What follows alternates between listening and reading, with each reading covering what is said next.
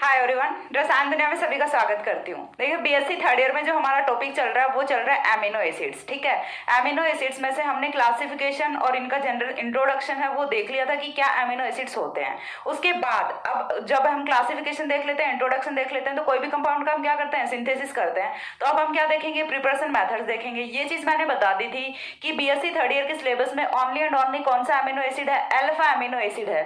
तो alpha amino acid के ही preparation methods और अल्फा एमिनो एसिड की ही केमिकल रिएक्शंस हैं वो हमें देखनी है यहाँ पे। उससे पहले एक जो इंपॉर्टेंट पॉइंट है वो मैं आपके साथ यहाँ पे डिस्कस करने जा रही हूँ। आज आप लोगों के लिए काफी इंपॉर्टेंट है। बीएससी थर्ड ईयर की वीडियो में मैं ये चीज इसलिए बता रही हूँ क्योंकि स्पेशली बीएससी थर्ड ईयर वाले स्टूडेंट्स के लिए ये चीज बहुत ज्यादा इंपॉर्टेंट होती है। ठीक है, तो देखिए जो सबसे इंपॉर्टेंट चीज है वो मैं क्या डिस्कस करने जा रही हूँ कि आईआईटी जैम। आई थिंक आप लोगों ने नाम सुना होगा आईआईटी जैम का।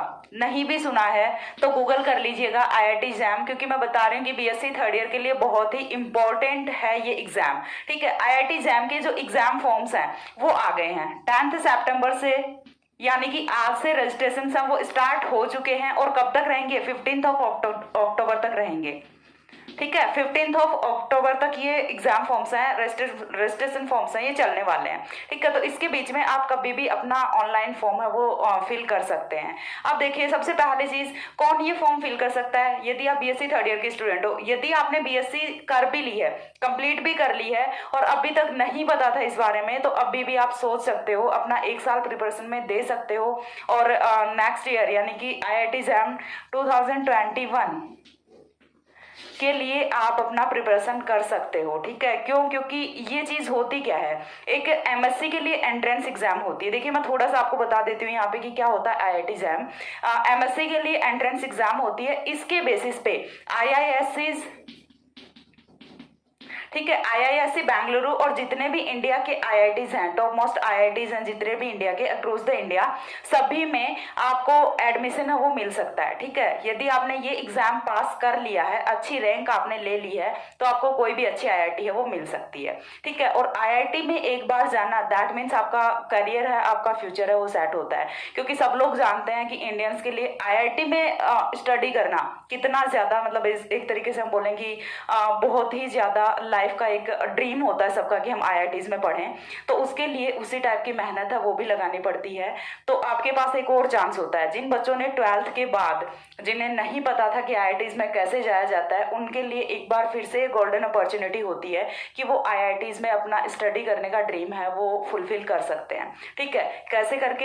एमएससी, आपको ये वाली एग्जाम है, आईआईटी एग्जाम है, ये आपको पास करनी होती है और इससे आप आईआईटीज में एमएससी है वो अपनी कंप्लीट कर सकते हैं।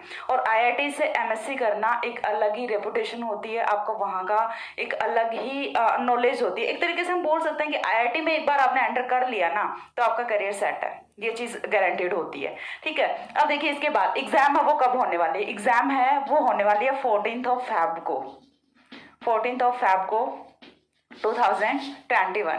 ठीक है, 14 फेब को एग्जाम होने वाली है। यानी कि देखिए, अभी रजिस्ट्रेशन फॉर्म है वो स्टार्ट हुए हैं और एग्जाम है वो फेब में हो रही है। तो इससे आपको पता चल रहा है कि पूरा का पूरा आपको बहुत ज्यादा टाइम मिल रहा है प्रिपरेशन करने के लिए। तो अभी तक यदि आपको नहीं भी पता था आईआईटी जैम के बारे में, तो अभी आपको पता चल गया है। मैंने थोड़ा सा हिंट दे दिया। देखिए, सारा सब कुछ मैं इस पे पर्टिकुलर वीडियो वो नहीं बना रही हूँ क्योंकि सभी के पास फोन होता है, स्मार्टफोन, तो कहीं ना कहीं तो आपको उसका यूज भी करना चाहिए। ठीक है, सारे दिन वेब सीरीज, वीडियोस, गेम्स, इन सब से काम नहीं चलता, थोड़ा सा अपने भले के लिए भी इसका यूज कर लिया करो। तो मैंने आपको यहाँ पे एक हिंट दे दिया कि आईआईटी जैम के फॉर्म्स वो स्टार्ट हो गए। इसका कंप्लीट स्टडी है, क्या होता है, कौन इसे कंडक्ट कराता है, सारी चीजें हैं वो आप इसकी ऑफिशियल वेबसाइट पे जाके चेक कर सकते हो। गूगल में जैसे ही आईआईटी जैम 2021 आप सर्च करोगे तो आपको सारी की सारी चीजें हैं वो दिखा देगा। आप वहां से जाकर रिक्रूटमेंट को चेक करिए और देन आप अपना फॉर्म फिल करिए। ठीक है, सब्जेक्ट है अपने, यदि मैं बात करूं बीएससी वालों के लिए तो कौन कौन से सब्जेक्ट होते हैं इसमें? फिजिक्स से आप दे सकते हो, केमिस्ट्री से आप दे सकते हो और मैथमेटिक्स से आप दे सकते हो। ठीक है, बायोटेक्नोलॉजी से दे सकते हो। ठीक है, बॉटनी का या फिर जूलॉजी का यहाँ पे कोई ऑप्शन नहीं होता, एक जियोलॉजी का ऑप्शन होता है, जियोलॉजी। ये आप चेक कर लेना कौन सा सब्जेक्ट है, क्योंकि मैंने ये पूरा चेक नहीं किया है, ठीक है। तो केमिस्ट्री से दे सकते हो, फिजिक्स से दे सकते हो, मैथमेटिक्स से दे सकते हो। तो जो मैथ्स वाले बच्चे होते हैं, मैथ्स बैकग्राउंड से होते हैं, उनको कोई टेंशन नहीं है, उनका जो भी एक फेवरेट सब्जेक्ट है आप अपना उठा के चल सकते हैं और फॉर्म फिल कर सकते हैं, ठीक है। तो ये था IIT एग्जाम के बारे में, मैंने थोड़ा सा बताया है, मैंने बता दिया अगेन कि आप जाके अपने फ़ोन पे गूगल कीजिए, आपको सारा का सारा सारी की सारी इन्फॉर्मेशन है वो मिल जाएगी वहाँ से। और फिर से बता रही हूँ कि बहुत ही इंपॉर्टेंट एग्जाम है, क्योंकि मेरे को नहीं पता था जब मैं BSc में थी, तो मेरे से ये चीज़ मिस हो गई थी। मैं नहीं चाहती कि कोई बच्चा ऐसा रह जाए जिसे पता ना होने की वजह से वो पीछे रह जाए, ठीक है। तो सब लोग जाके चेक करिए, देन एक बार ट्राई कीजिए, बहुत ही अच्छी अपॉर्चुनिटी होती है आपके करियर के लिए। जो बच्चे MSc में इंटरेस्टेड हैं, या फिर जो बच्चे फ्यूचर में रिसर्च में जाना चाहते हैं, या फिर टीचिंग में जाना चाहते हैं, ठीक है, सभी के लिए बहुत ही गोल्डन अपॉर्चुनिटी होती है ये। सो एक बार ट्राई कीजिएगा, इसे फॉर्म लगाइए, एग्जाम देके देखिए, अच्छे से प्रिपरेशन कीजिए। अब मैंने जब आपको इतना बता दिया, तो पर्टिकुलर केमिस्ट्री के लिए मैं आपको थोड़ा सा एक सजेशन और दूंगी कि केमिस्ट्री के लिए आप कहाँ से स्टडी मटेरियल है वो ले सकते हैं, ठीक है। क्योंकि देखिए आज के टाइम पे कोचिंग इंस्टीट्यूट्स हैं, वो ऑनलाइन इतना सारा मटेरियल मिल रहा है कि आपको कोचिंग ज्वाइन करने की कोई नीड नहीं होती। तो जो बच्चे जो मतलब बोल सकते हैं कि विलेजेस से होते हैं या फिर स्मॉल टाउन से होते हैं, तो उनको ये प्रॉब्लम होती है कि मैम हम हमारे कॉलेज के साथ में कॉलेज की क्लासेज हैं वो भी मिस नहीं कर सकते, तो हम उसके साथ में कोचिंग वगैरह कैसे करें। तो आपको स्पेसिफिक कोचिंग करने के लिए जाने की कोई नीड नहीं है। मैं आपको एक ऐप बताती हूँ, वहाँ से आपको सारे के सारा केमिस्ट्री का सिलेबस मिल जाएगा। बाकी सब्जेक्ट्स का मेरे को नहीं पता, लेकिन केमिस्ट्री का आपको पूरा का पूरा सिलेबस है वो ऑनलाइन मिल जाएगा। वो आपका जे केमिस्ट्री ऐप, ठीक है। यदि आप केमिस्ट्री में थोड़ा सा भी इंटरेस्टेड हो तो जे केमिस्ट्री के बारे में आपने जरूर पढ़ा होगा, जरूर सुना होगा, यूट्यूब पे वीडियोस आपके सामने कभी ना कभी आए होंगे। ज्योति राठी करके एक मैम पढ़ाती हैं और काफी अच्छा पढ़ाती हैं, और उन्होंने जितना दिया है 1 साल में, उन्होंने जितना ग्रो किया है एजुकेशन में, उतना शायद किसी ने किया भी नहीं होगा। तो आप जे केमिस्ट्री, मैं लिख के बता दे रही हूँ, जे केमिस्ट्री है वो आप यूट्यूब पे सर्च कीजिएगा, आपको केमिस्ट्री का पूरा सिलेबस है IIT एग्जाम के लिए, सारे के सारे बिल्कुल डिटेल्ड वीडियो हैं वो आपको मिल जाएंगे, ठीक है। तो मैंने इतना आपको बता दिया। अब आगे यदि आपका थोड़ा सा भी इंटरेस्ट है ना, तो आप जाके सारी चीजें सर्च कर सकते हैं, ठीक है। तो अब हम आते हैं हमारे टॉपिक पे, चलिए स्टार्ट करते हैं। तो स्टार्ट करने से पहले preparation methods, alpha amino acids हमें पढ़ने हैं, अल्फा अमीनो एसिड्स का ही हमें प्रिपरेशन करना है। तो उसके लिए जो सबसे पहला प्रिपरेशन मेथड आता है, क्योंकि देखिए बहुत सारे प्रिपरेशन मेथड हैं, तो हम एक एक करके सभी को डिस्कस करेंगे। तो जो सबसे पहला प्रिपरेशन मेथड आता है वो अपना आता है गैब्रियल थैलेमाइड सिंथेसिस, ठीक है। फर्स्ट अपना कौन सा आता है, गैब्रियल थैलेमाइड सिंथेसिस।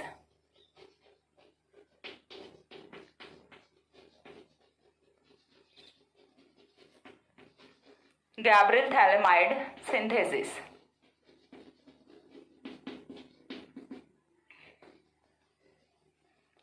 अगेन बता रही हूँ, IIT एग्जाम के लिए अप्लाई कीजिए, प्रिपरेशन कीजिए, बहुत ही अच्छा आपके लिए करियर ऑप्शन होता है ये, ठीक है। तो चलिए Gabriel phthalimide synthesis, Gabriel phthalimide synthesis होता क्या है, इसमें हमें क्या करना होता है। सबसे पहली चीज तो हमें क्या चाहिए, देखिए थैलेमाइड कहीं ना कहीं पे नाम आ रहा है, तो हम यहाँ पे क्या करेंगे, अल्फा हेलोजिनेटेड एस्टर की रिएक्शन है वो किसके साथ कराते हैं, पोटेशियम थैलेमाइड के साथ कराते हैं। तो सबसे पहले हमें क्या चाहिए, यहाँ से पोटेशियम थैलेमाइड चाहिए, ठीक है। ये हुआ अपना पोटेशियम थैलेमाइड। एक बार के लिए तो ये देख लो थैलेमाइड क्या होता है, ये अपना क्या होता है, थैलेमाइड होता है। अब थैलेमाइड का ये जो हाइड्रोजन था, इसका रिप्लेसमेंट है वो हमने किससे कर दिया, पोटेशियम से कर दिया। तो अब ये क्या बन गया अपना, पोटेशियम थैलेमाइड बन गया, पोटेशियम थैलेमाइड। अब इस पोटेशियम थैलेमाइड की रिएक्शन है वो हमें किसके साथ करानी है, अल्फा हेलोजिनेटेड एस्टर के साथ रिएक्शन करानी है। तो अल्फा हेलोजिनेटेड एस्टर्स हम वो क्या होते हैं, देखिए हमें क्या करना है, सबसे पहली चीज चलिए बता देती हूँ यहीं पे, CS2 C double bond O OET, ठीक है। ये अपना कार्बन कौन सा है, फंक्शनल ग्रुप वाला कार्बन, यानी कि कार्बोनिल कार्बन। कार्बोनिल से नेक्स्ट कार्बन कौन सा होता है, अल्फा कार्बन होता है। अल्फा आप चाहे ऐसे रख लो या फिर ये वाला अल्फा रख लो, ये वाला कौन सा होता है, अल्फा कार्बन होता है। अल्फा कार्बन पे एक हाइड्रोजन का सब्सटीट्यूशन है वो हमने किससे कर दिया, हैलोजन से कर दिया।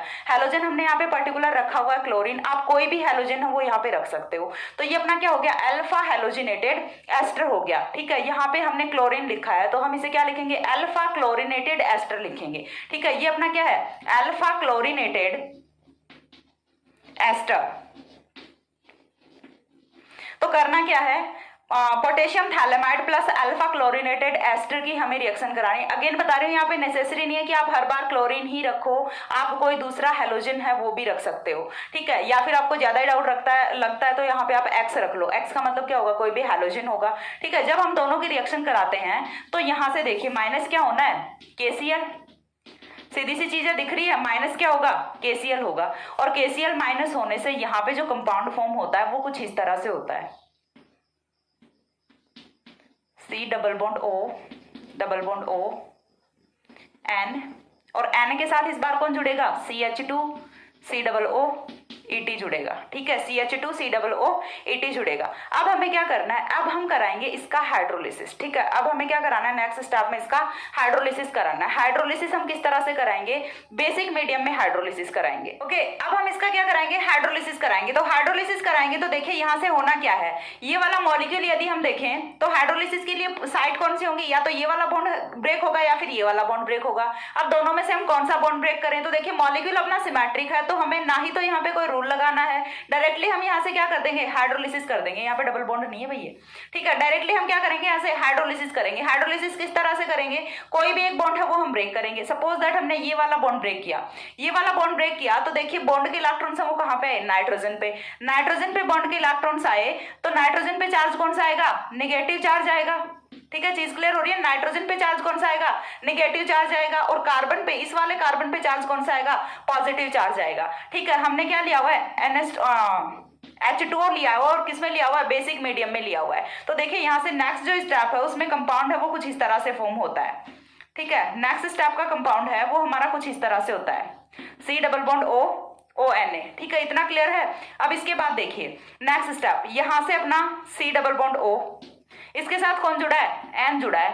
N पे बॉन्ड ब्रेक होने के बाद चार्ज कौन सा आया था, नेगेटिव चार्ज। नेगेटिव चार्ज के साथ कौन जुड़ेगा, H पॉजिटिव जुड़ेगा, ठीक है। नेगेटिव चार्ज के साथ कौन जुड़ेगा, H पॉजिटिव जुड़ेगा, और H पॉजिटिव जुड़ेगा, दैट मीन्स NH हो गया। NH के बाद CH2 C double O ET as it is रहेगा अपना, ठीक है। या फिर आपको डाउट लगता है तो डायरेक्टली आप यहाँ पे C डबल OH रख दो, ठीक है। डायरेक्टली क्या रख दो, C डबल OH रख दो। ये भी हाइड्रोलिसिस फाइनली ये इसी स्टेप में कन्वर्ट होने वाला है। तो यदि आपको लगता है कि नहीं हमें तो कुछ ऐसे समझ नहीं आ रहा, तो आप ऐसा भी रख सकते हो, चाहे आप यहाँ पे Na रखो या फिर H रखो, एक ही बात होती है। आपका कोई भी स्टेप है वो गलत नहीं होता यहाँ से, ठीक है। इतना हो गया। अब हम क्या करेंगे, अब हम कराएंगे इसका एसिडिक हाइड्रोलिसिस, ठीक है। अभी हमने क्या कराया था, बेसिक हाइड्रोलिसिस कराया था। अब हम क्या कराएंगे, एसिडिक हाइड्रोलिसिस कराएंगे। Acidic hydrolysis that means HCl in H2O, ठीक है।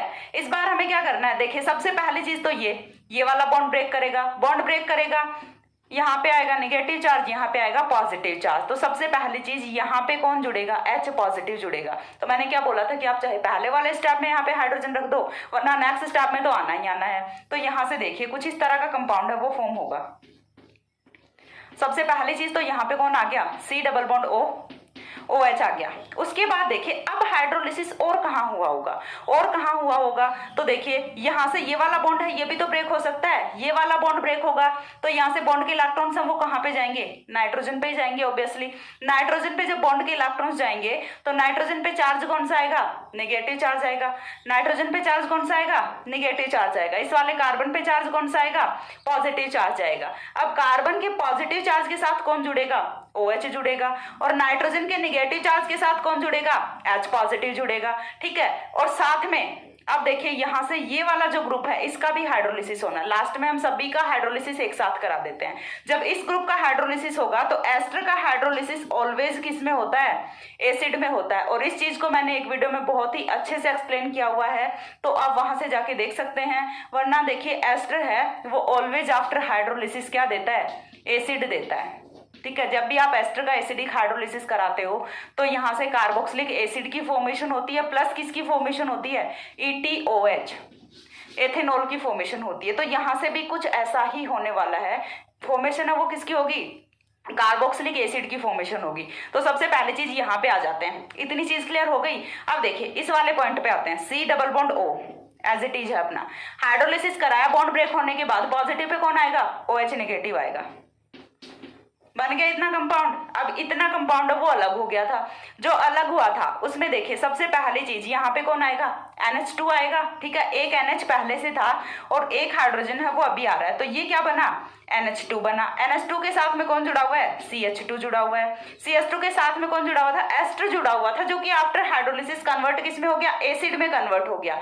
तो अभी ये एस्टर नहीं बचा, अभी ये क्या है, एसिड है, ठीक है। तो ये यहां से क्या बना अपना, देखिए ये अपना क्या है, एक अल्फा अमीनो एसिड है। किस तरह से आप इसको डिटरमाइन करोगे कि अल्फा अमीनो एसिड है, तो मैंने क्या बताया था कि जब सेम कार्बन पे एमिनो ग्रुप और कार्बोक्सिलिक ग्रुप अटैच्ड होते हैं तो हम उन्हें क्या बोलते हैं, अल्फा अमीनो एसिड्स बोलते हैं। तो ये अपना कार्बन हो गया, इसी कार्बन पे एमिनो ग्रुप है, इसी कार्बन पे अपना कार्बोक्सिलिक ग्रुप है। तो ये किसका एग्जाम्पल है, अल्फा अमीनो एसिड का। और अल्फा अमीनो एसिड्स में से भी ये स्पेसिफिक कौन सा है, ग्लाइसिन है, ठीक है। स्पेसिफिक अमीनो एसिड कौन सा अपना, ग्लाइसिन है। तो यहां से यदि आपको पूछा जाता है how will you synthesize glycine, तो आप ये वाला सिंपल सा मेथड है ये बता सकते हैं, और बहुत ही सिंपल मेथड है। आई थिंक इससे सिंपल मेथड और कोई हो नहीं सकता, ठीक है। तो करना क्या है, अगेन एक बार समराइज कर रही हूँ, पोटेशियम थैलेमाइड लेना है, साथ में आपको अल्फा क्लोरिनेटेड एस्टर लेना है, दोनों की रिएक्शन करानी है। जो यहाँ से कंपाउंड बनता है उसका पहले बेसिक हाइड्रोलिसिस कराइए, या फिर आपको इतनी चीज समझ नहीं आती तो मैं आपको ट्रिक बताती हूँ, डायरेक्टली हाइड्रोलिसिस लिख दीजिए और यहाँ से इस वाले कंपाउंड की फॉर्मेशन कर दीजिए। जैसे ही आप हाइड्रोलिसिस कराओगे तो यहाँ से कुछ ऐसा कंपाउंड फॉर्म होगा, अगेन हाइड्रोलिसिस कराओगे तो यहाँ से थैलिक एसिड है वो तो अलग हो जाता है। ये क्या है, ये क्या था, पोटेशियम थैलेमाइड, तो ये क्या है, थैलिक एसिड है, थैलिक एसिड है वो तो अलग हो जाता है, और साथ में अल्फा अमीनो एसिड की फॉर्मेशन हो जाती है, ठीक है। आप यहाँ पे पोटेशियम थैलेमाइड तो एज कांस्टेंट रखिए, और ये जो अल्फा हेलोजिनेटेड एस्टर होता है इसे आप चेंज करते जाइए, यहीं से आपको बहुत सारे डिफरेंट अल्फा अमीनो एसिड्स हैं वो ऑब्टेन हो जाते हैं। हमने ग्लाइसिन की फॉर्मेशन कर ली, नेक्स्ट हम इसी मेथड से एक और अल्फा अमीनो एसिड का सिंथेसिस करेंगे जो कि अपना एलानिन होगा, ठीक है। एक बार इसका स्क्रीनशॉट लीजिए, हो गया।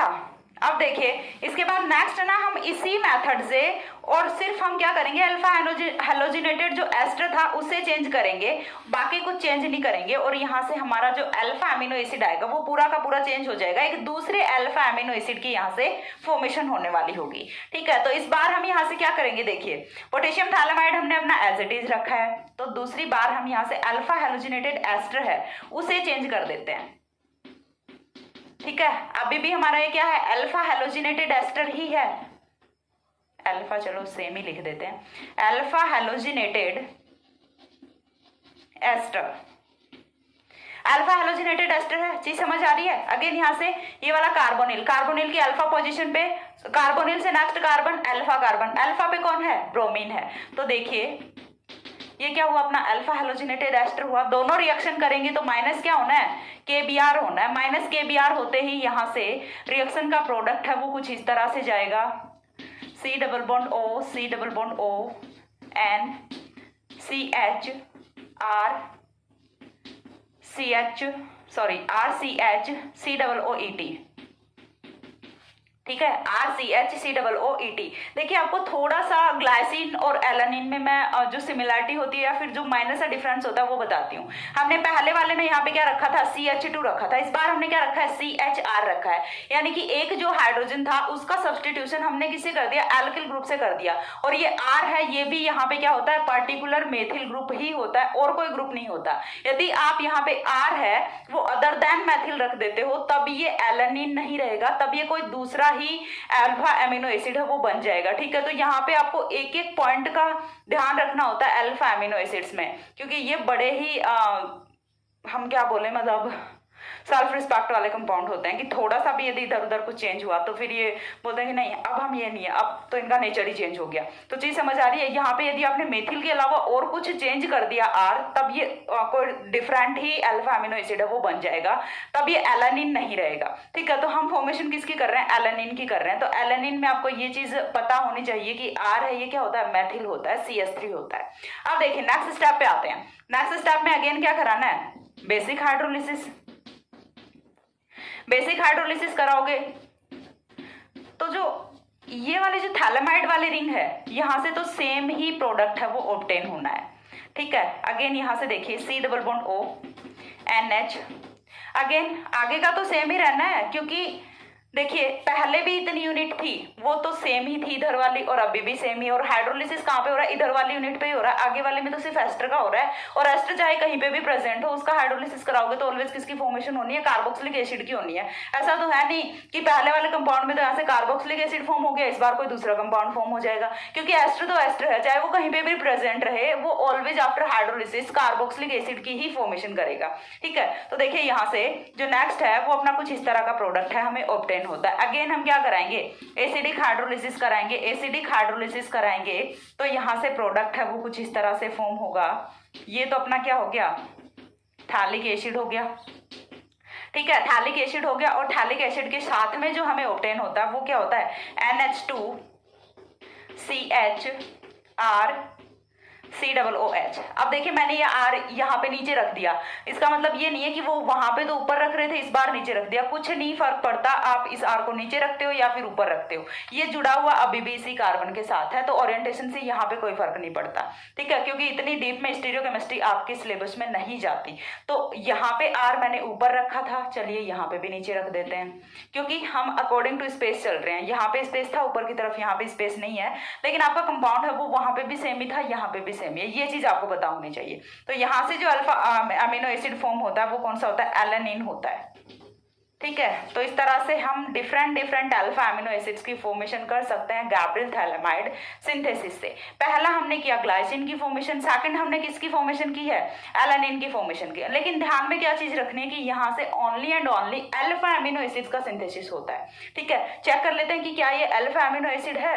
तो देखिए यहाँ से अगेन ये वाला कार्बन है अपना, इसी कार्बन के साथ तो एमिनो ग्रुप लगा हुआ है, इसी कार्बन के साथ कार्बोक्सिलिक ग्रुप लगा हुआ है, और जब दोनों ही functional group same carbon atom पे बैठे होते हैं तो दैट मीन्स वो कौन सा होता है? ऑलवेज अल्फा अमीनो एसिड होता है। तो ये भी अपना अल्फा अमीनो एसिड ही है जो कि एलेनिन होता है। ठीक है, क्या पूछा जा सकता है यहाँ से? How will you synthesize alanine? ठीक है, एलेनिन का सिंथेसिस है वो आप कैसे करोगे? तो आप क्या बता सकते हो? गैब्रियल थैलेमाइड सिंथेसिस से हम फॉलोइंग मैकेनिज्म को फॉलो करके और इस तरह से हम एलेनिन की या फिर ग्लाइसिन की फॉर्मेशन कर सकते हैं। दोनों ही अपने अल्फा अमीनो एसिड्स होते हैं। तो जो गैब्रियल थैलेमाइड सिंथेसिस होता है वो अल्फा अमीनो एसिड्स के सिंथेसिस के लिए बहुत ही सुटेबल मेथड होता है। ठीक है, बहुत ही इजी और बहुत ही सुटेबल मेथड होता है। तो कंपाउंड्स को देख के आपको डरना नहीं है, पहली चीज तो ये है, क्योंकि रिएक्शन की मैकेनिज्म वो कितनी ईजी है वो आपको वीडियो कंप्लीट होने के बाद पता लग गई होगी। ठीक है, चीजों को रटने का बिल्कुल भी मत सोचिए और चीजों को देख के घबराने की भी बिल्कुल कोशिश मत कीजिए। जो preparation methods of alpha amino acid है इतना इंपॉर्टेंट है कि यहाँ से एक क्वेश्चन है वो तो डेफिनेटली पूछा जाता है एग्जाम में। ठीक है, 2 या 2.5 नंबर का क्वेश्चन है वो पूछा जा सकता है। तो कुछ 5 या 6 आई थिंक 7 या 8 सिंथेसिस मेथड है, तो इतना तो आप कर ही सकते हो 2-2.5 नंबर के लिए। और इतने छोटे से होते, इतने मतलब बहुत ही इजी से सिंथेसिस हैं। ठीक है, कोई बहुत बड़ा सिंथेसिस यहाँ पे नहीं है, सारे ही बहुत ही छोटे सिंथेसिस हैं। आपको सिर्फ थोड़ा सा ट्रिक देखना है, स्टार्टिंग मटेरियल याद रखिए और आप स्टेप्स को याद रखिए, अपने आप कंपाउंड है वो आपका फॉर्म होता जाइए। ठीक है, जाएगा, क्योंकि देखिए ऑर्गेनिक केमिस्ट्री को जितना आप रटोगे, जितना आप ऑर्गेनिक केमिस्ट्री का फोबिया बनाओगे, उतना ही ऑर्गेनिक केमिस्ट्री आपसे दूर भागेगी। याद करने का सिर्फ एक ही आप बोल सकते हो फंडा है, वो क्या है कि प्रैक्टिस करो मॉलिक्यूल्स के साथ। जितना आप मॉलिक्यूल्स के साथ टाइम स्पेंड करोगे ये आपके उतने ही अच्छे फ्रेंड होंगे। क्योंकि देखिए किसी के बारे में भी हम कितना ज़्यादा कब जान सकते हैं? जितना ज़्यादा टाइम स्पेंड हम उसके साथ करेंगे। तो जब आपको अपने पार्टनर्स के बारे में जब आपको किसी दूसरे के बारे में जानना होता है तो आप उसके साथ ज्यादा से ज्यादा टाइम स्पेंड करते हो, फोन पे बात करते हो, साथ घूमते हो एंड सो ऑन, जो भी आपकी चीजें होती हैं। इनसे आप कैसे एक्सपेक्टेशन कर सकते हो कि हम इनसे दूर भागें और ये हमारे पास आए? नहीं भाई, इनकी भी खुद की सेल्फ रिस्पेक्ट होती है, तो इनसे दूर नहीं भागना, इनके साथ टाइम स्पेंड कीजिए, ये आपके बहुत ही अच्छे फ्रेंड बन जाएंगे और इतने अच्छे फ्रेंड बन जाएंगे कि आप फिर इनके बिना नहीं रह सकोगे। ठीक है, आपको फिर ऑर्गेनिक चाहिए होगी। तो जितना ज़्यादा हो सके प्रैक्टिस किया करो, क्योंकि जितनी ज़्यादा रिएक्शंस को रिटर्न करोगे उतना ही ज़्यादा आपका इंटरेस्ट है वो यहाँ से क्रिएट होगा। और विदाउट इंटरेस्ट तो कोई इंसान कर नहीं सकता। ठीक है, तो ऑर्गेनिक केमिस्ट्री में इंटरेस्ट है वो क्रिएट कीजिए, बहुत ही अच्छा सब्जेक्ट है। ठीक है, अब वो ये मत बोलना कि मैम आप पढ़ा रहे हो तो आप तो अच्छा ही बताओगे, क्योंकि है अच्छा। ऑर्गेनिक केमिस्ट्री बहुत ही इंटरेस्टिंग है और बहुत ही अच्छा सब्जेक्ट है। तो एक सिंथेसिस मेथड है वो हमने यहाँ पे कंप्लीट किया है। ज़्यादा लंबी लंबी वीडियोस हैं वो मैं यहाँ पे नहीं बनाऊंगी, क्योंकि मेरे को पता है बच्चे बहुत बोर होते हैं, लास्ट तक की वीडियो कोई देखता ही नहीं है। क्योंकि मेरे को इससे पता है, क्योंकि मैंने जब कार्बोहाइड्रेट्स कंप्लीट किया था तो उस वीडियो में मैंने लास्ट में ये चीज़ बोली थी कि जब तक आप सजेस्ट नहीं करोगे तब तक मैं सेकेंड यूनिट है वो स्टार्ट नहीं करूँगी। तो वहाँ पे कमेंट सेक्शन में सिर्फ एक लड़की ने कमेंट किया था कि मैम ये वाली यूनिट स्टार्ट करो, बाकी किसी ने कोई कमेंट नहीं किया। तो उस चीज़ से मैं क्या समझूंगी कि कोई भी बंदा पूरी की पूरी वीडियोस है वो नहीं देखता। उस एक लड़की ने शायद सारी की सारी वीडियोस हैं वो कंप्लीट देखी है, तब भी उसने ये कमेंट किया था कि मैम ये वाली यूनिट स्टार्ट कीजिए, और तभी मैंने ये वाली यूनिट है वो स्टार्ट की है। ठीक है, तो पढ़ते रहिए। नेक्स्ट सिंथेसिस है वो नेक्स्ट वीडियो में एक्सप्लेन कर रही हूँ। तब तक के लिए सी या, have a good day, thanks for watching.